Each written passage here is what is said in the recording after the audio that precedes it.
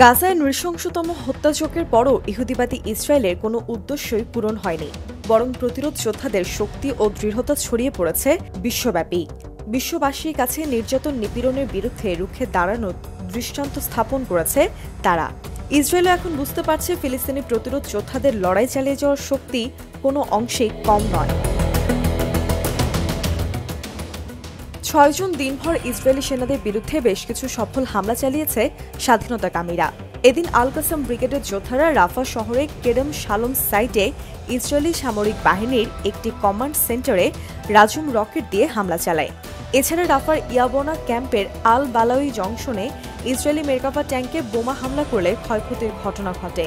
অন্যদিকে দেইর আল বালা শহরে বিস্ফোরক দিয়ে ৩টি D9 বুলডোজার ও আল ইয়াসিন 105 শেল দিয়ে দুটি ইসরায়েলি মেরকাভা ট্যাঙ্কে হামলা করে।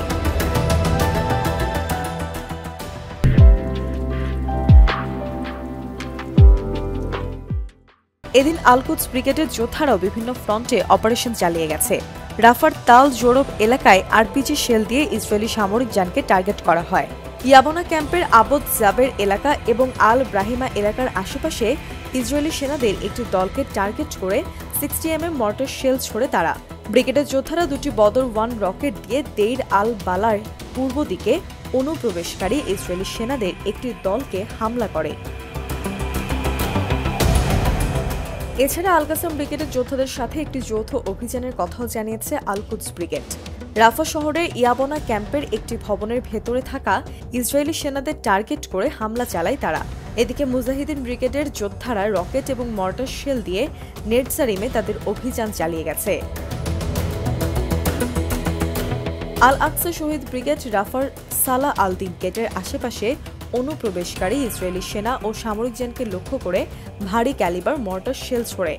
রাফার তাল জোরাবে একটি আরপিজি শেল দিয়ে একটি ইসরায়েলি সামরিক গাড়িতে বোমা বর্ষণ করে তারা। এছাড়া অধিকৃত পশ্চিম তীরের জেনিন ক্যাম্পের আশেপাশে ইসরায়েলি সেনাদের একটি দলকে টার্গেট করে তাদের যোদ্ধারা। শহীদ ওমর আল কাসিম বাহিনীর যোদ্ধারা রাফার পশ্চিমে ইয়াবোনা ক্যাম্পের আল আবেদ জাবর এলাকায় ইসরায়েলি D9 বুলডোজারে বিস্ফোরক ডিভাইস দিয়ে বিস্ফোরণ ঘটায়। গাজার বুরেস ক্যাম্পের পূর্বে অনুপ্রবেশকারী ইসরায়েলি বাহিনীর একটি সমাবেশে তারা বেশ কয়েকটি মর্টার শেল ছোড়ে। ৬ জুন হিজবুল্লাহ বেশ কিছু সফল অভিযানের কথা জানিয়েছে।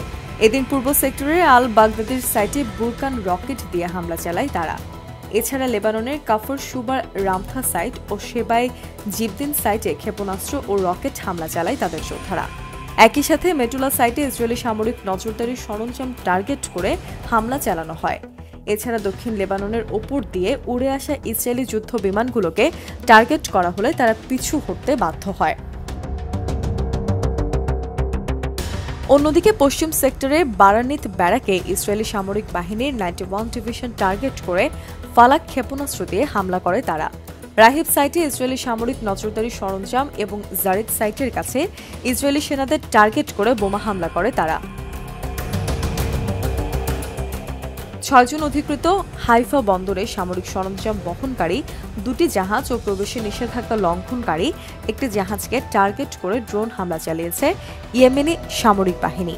এদিন ইয়েমেনি সেনাবাহিনীর সাথে অপারেশনে অংশ নেয় ইরাকের ইসলামিক রেজিস্ট্যান্স।